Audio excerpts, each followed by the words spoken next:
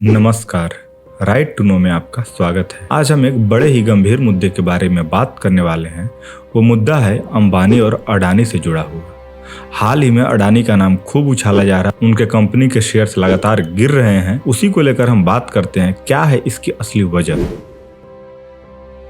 एक समय देश में तमाम नेता लोग नारा लगाते थे, टाटा बिरला की जागीर नहीं, यह देश हमारा है। बस आज नाम बदल गया, अंबानी अडानी हो गया। लेकिन आज तक किसी भी राजनीतिक पार्टी ने Nestle, Unilever, Coca Cola, Pepsi, Johnson and Johnson, Pfizer जैसी लुटेरी विदेशी कंपनियों के खिलाफ कोई अभियान नहीं चलाया। इन्हें प्रॉब्लम सिर्फ बाबा रामदेव, अंबानी, अडानी जैसे भारतीय उद्योगपतियों से ही होती है। दुनिया में 5 बड़े धंधे हैं जो दुनिया को चलाते हैं, जो डीप स्टेट द्वारा पोषित हैं, जहां से पैसा आता है सरकारें बदलने का, युद्ध लड़ने का, सभ्यताओं को बर्बाद करने का। Energy, pharma, defence, infrastructure, technology. हम पहले नंबर एनर्जी पे आते हैं। पिछले 7-8 साल से अंबानी अडानी लगातार निशाने पर, चाहे किसान आंदोलन हो, चाहे मानवाधिकार की बात हो, चाहे सरकार से निकट होने का आरोप हो, इन दोनों को हमेशा लपेटा गया है। पंजाब में किसान आंदोलन के नाम पर सबसे ज्यादा हमले अंबानी अडानी पर ही हुए। अंबानी के टावर्स तोड़े गए, वहीं अडानी का ड्राई पोर्ट बंद करा दिया गया। ऑस्ट्रेलिया में कोयले की खान खरीदने पर हल्ला मचाया गया। कारण है इनका कि भारतीय उद्योगपतियों का एनर्जी के क्षेत्र में उतरना। अब हम दूसरे नंबर पे आते हैं, जो कि फार्मा है। याद कीजिए कैसे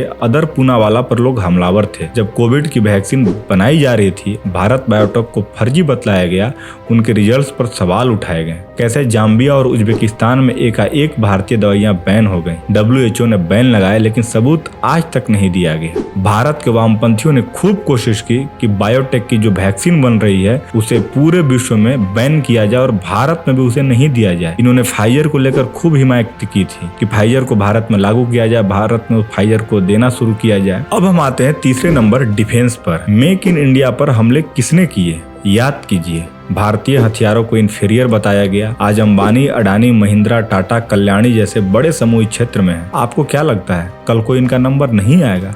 बिल्कुल आएगा। डिफेंस क्षेत्र में जैसी हमारी मजबूती बढ़ेगी, वैसे ही वामपंथी फिर से इनका इकोसिस्टम खड़ा हो जाएगा और इस सेक्टर में भी जो भी भारतीय उद्योगपति उतरेंगे उनके खिलाफ खूब बोला जाएगा। अब राफेल का मुद्दा तो आपको याद ही होगा, कैसे अंबानी पर हमले किए गए थे। अब आते हैं हम चौथे नंबर इंफ्रास्ट्रक्चर पर। देश में कुछ बनाना अलग बात है, लेकिन जब आपके देश को उद्योगपति बाहर जाकर प्रोजेक्ट लेने लगे तो दर्द होना लाजमी है। आज हमारे लोग बाहर मेट्रो प्रोजेक्ट्स बना रहे हैं, पोर्ट्स बना रहे हैं, एयरपोर्ट्स बना रहे हैं। अडानी इस मामले में शायद लक्ष्मण रेखा लांघ गए। श्रीलंका में चीन से पोर्ट छीना, इजराइल में पोर्ट ले लिया, अफ्रीका में कई देशों में चीन और यूरोप की कंपनियों को सीधा टक्कर दे रहे हैं। ऐसे में क्यों नहीं उस पर दबाव बनाया जाएगा? पूरी दुनिया की जो ताकत है जो भारत से नफरत करती है, वो ये फोर्स बिल्टअप कर रही है कि भारतीय उद्योगपतियों को ये कॉन्ट्रैक्ट न मिले। लेकिन अडानी लगातार लेते ही चले जा रहे हैं और विदेशों में इंफ्रास्ट्रक्चर के नाम पर जो सबसे अधिक जिन्होंने काम किया है वो अडानी ही है। अब हम आते हैं 5वें नंबर टेक्नोलॉजी पर।